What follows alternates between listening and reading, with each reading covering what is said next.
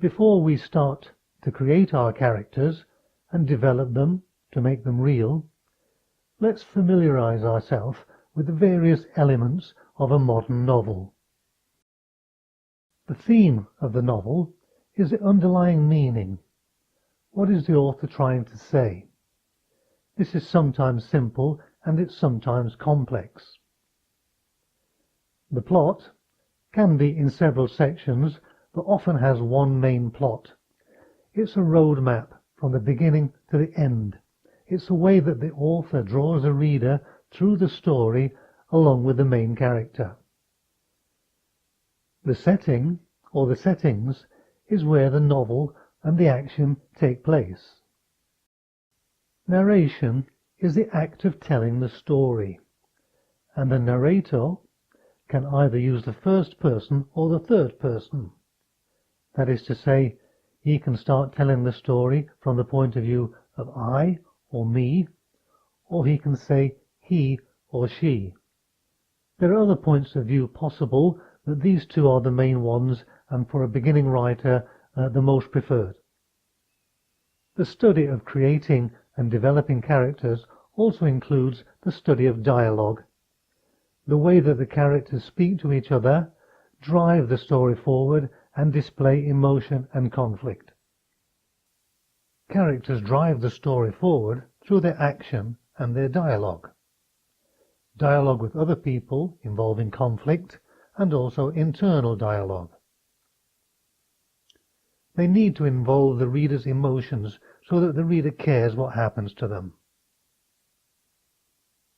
So where do these characters come from? They come from inside the author, from the author's experiences and observations about everyday life. Here are some important characteristics of great characters. They must be realistic, so we believe them. They must be complex. Everyone is a mixture of emotions, desires, and motivations. The character should have a rounded personality. It shouldn't be too much this or too much of that, and not too extreme in any one way, without a balancing emotion or action of the other sense. A character needs to have a history, like an ordinary person. This history needn't be told outright, but can be hinted at and developed throughout the novel. It helps if the reader can easily identify with the character's frustrations and his dreams and desires.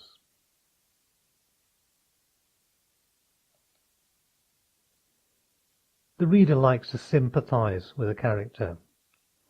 He wants to be on the character's side, to feel sorry for the character, in short, to become emotionally involved. Basically, the reader needs to care for the character. All of the above indicates that the reader must perceive the character as being real. The author's job is to craft the character in such a way that the reader can suspend belief and start to follow the character's story. So how does an author create a character? The process starts with getting to know them yourself. Where do they live? What do they eat, for example? Where do they eat? What makes them angry?